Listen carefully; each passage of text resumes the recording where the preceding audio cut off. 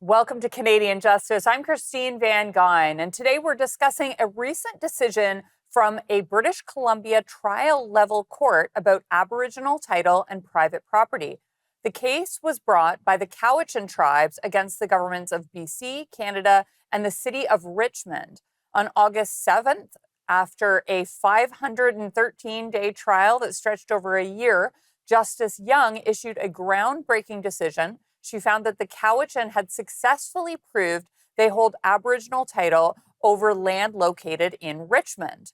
The most groundbreaking aspect of the case, though, was that it was the first time a Canadian court has issued a decision that could invalidate fee simple title solely based on claims of Aboriginal title, elevating the constitutional force of Aboriginal title over registered land interests. Now, fee simple title is the strongest and most complete form of land ownership recognized in the common law system.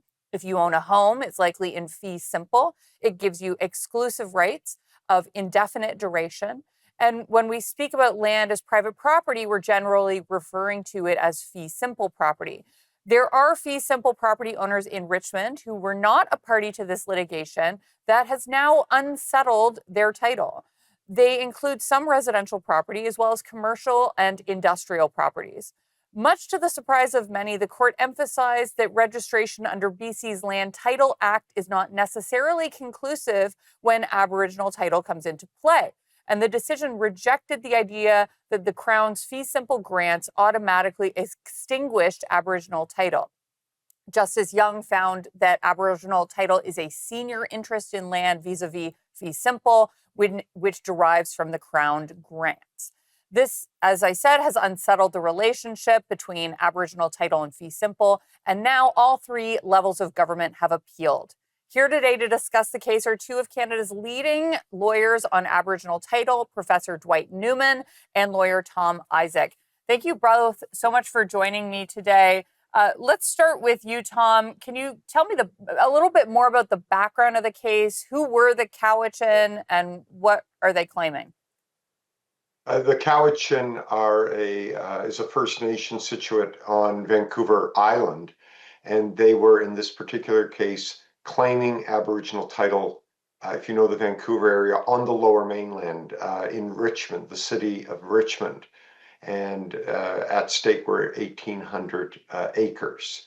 Ultimately, title was found by the judge in the decision over 800 of those acres involving private property and some Crown land as well. So, Professor Newman, maybe you can tell me a little bit more about that land at issue.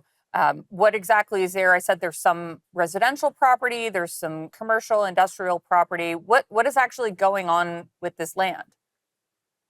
The Cowichan, as a number of other First Nations have done, strategically excluded the actual private land from a request for an order on that. But it is within the Aboriginal title claim area. So there are different facilities there. I gather there may be some residential, but there's also some sort of warehousing facilities and so forth. The city of Richmond has some infrastructure there. And it happens to own some land in fee simple because it had taken that back from people who hadn't paid their taxes, in essence.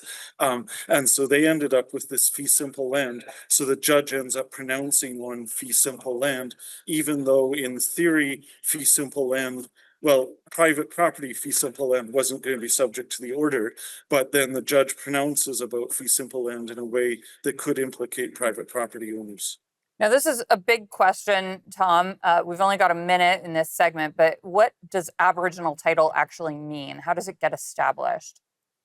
So it gets established by First Nations bringing forward evidence that they exclusively occupied the land prior to the assertion of British sovereignty. And if they're relying on current possession today, they have to show continuity.